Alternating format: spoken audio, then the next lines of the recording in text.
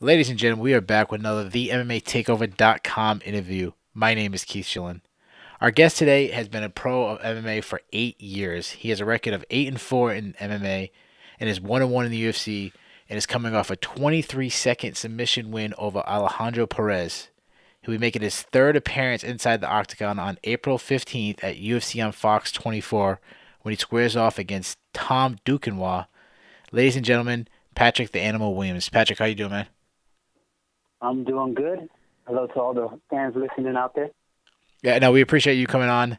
I know you're very busy in middle of a camp getting ready for a fight, so we appreciate you taking the time and letting us get to know a little bit more about you. So the first question we always like to ask everybody is how they get into mixed martial arts. Well, for me, it goes way back to my childhood. Growing up, I'm old school, and I grew up watching Bruce Lee.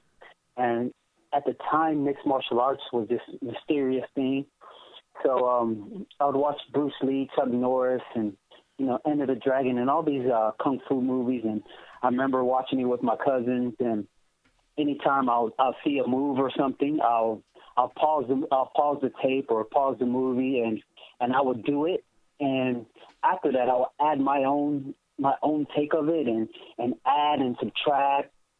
And from there, I was just mesmerized by the martial arts, Uh-huh. and that pretty much planted the seed. And growing up as well, my friend, we used to watch some of the old UFC fights, Hoist Gracie, Yeah.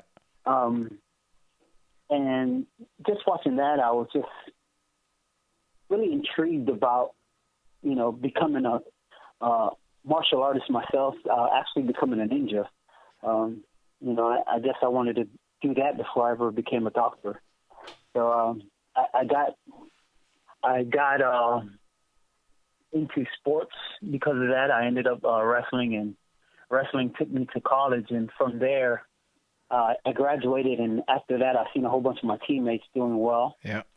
And while we were in college, these like Aaron Simpson, Eric Larkin, these guys that would be practicing for real pro wrestling at the time. Yeah. So they would do like a couple of jiu-jitsu moves, sambo moves, and they would be in there wrestling with their shirts off.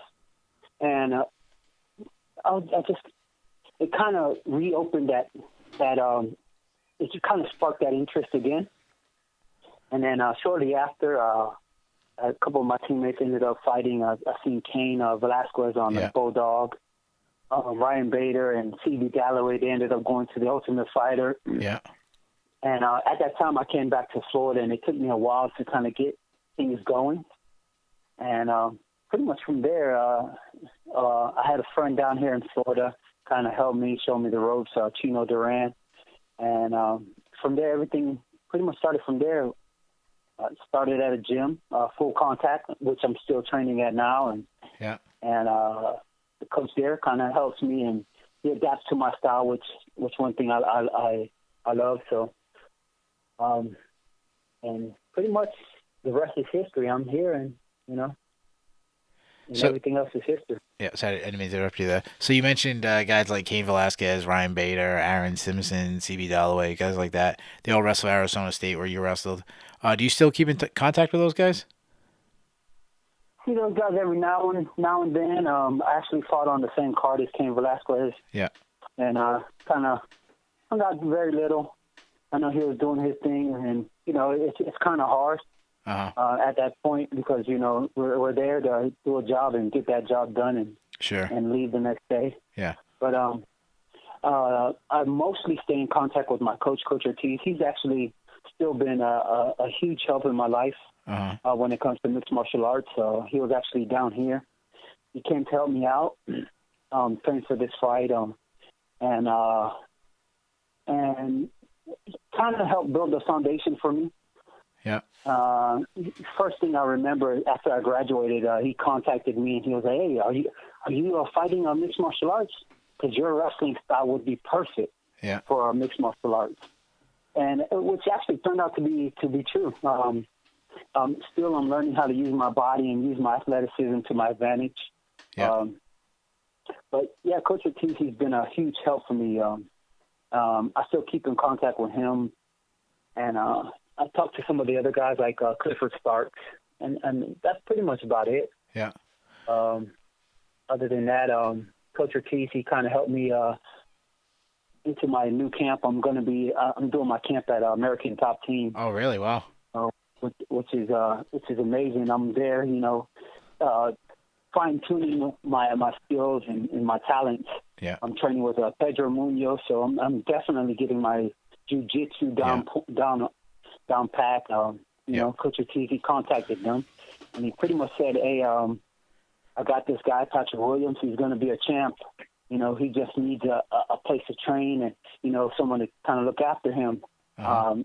It has amazing talent.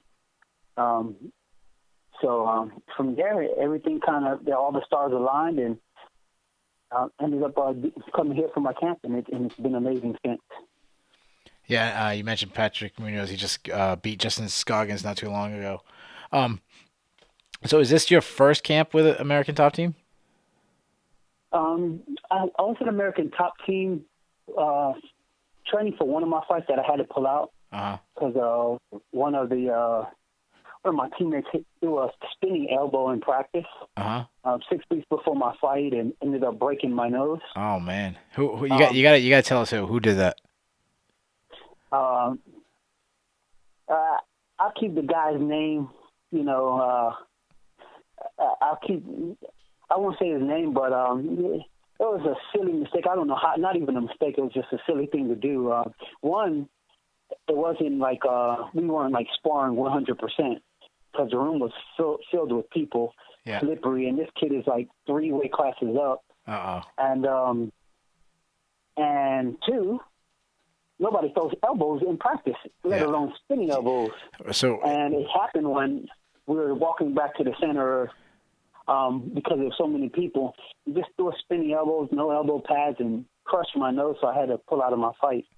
yeah, so right now everybody's going to the American Top Team and trying to figure out who the roughly around 170 pounder. I mean, I got some ideas of there's a couple 170 pounders for American Top Team that people be thinking of. But if suddenly someone in that weight class gets accidentally hurt before their fight, well, we're gonna blame you for revenge. Well, actually, they're 155, but at the Okay, time they weren't 155. cutting weight for any fight. Oh, Yeah, okay, all right. So 155. So that we'll be looking at that. I mean I believe that they're 155.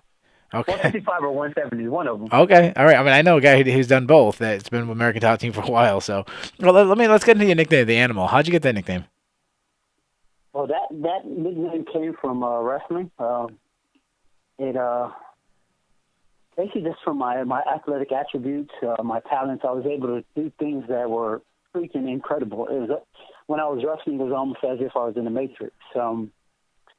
Able to leap and bound and get into certain positions and just use my athleticism to beat guys to certain things and the speed, the distance covered that I have that I'm able to do.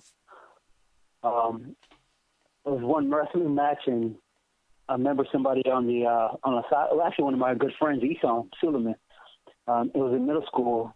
While I was wrestling, he was like, "Man, that's Pat's an animal."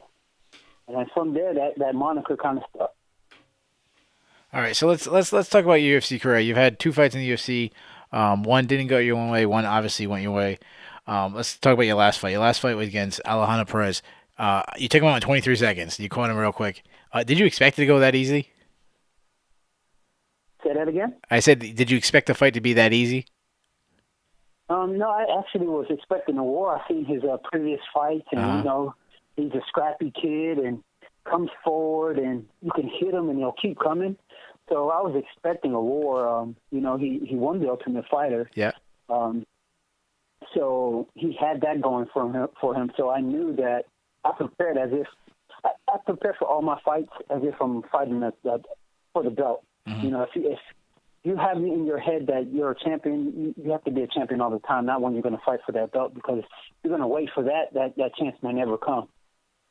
So, yeah, is there any kind of disappointment when you finished a guy that quickly, considering you trained, 8 weeks and you took him out in 23 seconds? Is there any oh man, I tortured my body for 8 weeks. I dieted like crazy for 8 weeks, and all it took was 23 seconds. Is there like any kind of disappointment there? Nah, never. No, just the If joy of if just winning. if there is, it kind of leaves as soon as you get that bonus check. Oh, yeah, To make yeah, everything better. yeah. So let's talk about your first fight. Your first fight, you went against Chris Beal. It was a high pace fight. It was back and forth fight. It was in your debut. You landed a lot of takedowns on him, landed a lot of good shots. He obviously landed a lot of good shots. Unfortunately, it didn't go your way. He landed a flying knee in the second round. What did you learn in that fight and to make you improve to where you are now? Well, one thing in that fight, I ended up getting my eye poked. Um, so it was kind of hard to swallow that, being at the cusp of your dream is there, and then having it not go your way. But there has to be a winner, there has to be a loser. So I think what that fight kind of helped me do is to relax and just be in the moment Hmm. and be focused on be focused on my talents, what I got to do, Hmm. and things like that, and also keeping my hands up. As a Yeah, wrestler, yeah, wrestling is a little bit different. Your hands are down, your yeah, head is out. yeah, So that's one transition, and one thing I made a huge improvement of that, and now my hands are constantly up, and I believe it kind of changed my whole game. yeah. My stand up's a lot better than a lot of people think. But that is something that a lot of the fans are going to have to see. Once an opponent brings that out of me. Yeah. Hopefully I will never have to use it until maybe fighting top 15 guys or if I'm fighting for the championship. I like those quick and easy nights. That saves a lot, and Uh huh. and it's hard to with that it's hard to make a game plan again. You know. So you mentioned fighting top 15 guys. You got a guy right now. You're fighting next. Tom Duquesnoy, who is a guy, he's not ranked in the top 15, but he's a guy that a lot of people expect to be ranked in the top 15. He's and most hardcore fans know him as a true blue chip prospect. He fights for Greg Jackson and John, Jackson Winkle John team, and yeah, he's from France. He's one of the top prospects in Europe. People's been waiting a long time for his debut. He's making his debut. Is this a fight that you asked for specifically because you knew how much hype was coming in for him, or is it was just offered to you and you take whoever they give you? Um. It's a little bit of the latter, or yeah, a little bit of the latter, but kind of looking into it, you try to make the your first option is, okay, this would be perfect for me. But as you know, I'm coming off of an injury, coming off of surgery, Yeah. and I had the fear of getting cut a little bit. So, and it's almost been 2 years, and the UFC is kind of getting angsty, and also the UFC just now with the new management, they're making a lot of changes, cutting people because of inactivity. So it was just something I had to do, and Yeah. and just be grateful of the position I'm in, and being able to fight a good fighter in Tom Duquesnoy, like you said, can easily be in the top 15. He's probably got more attributes than accolades and things than probably 90%, 95% of the fighters at 135. Uh huh. So this is going to be a huge test for me. But it also goes to what I said. I see every fight as the fight for the belt. I So mean, for me, yeah, yeah.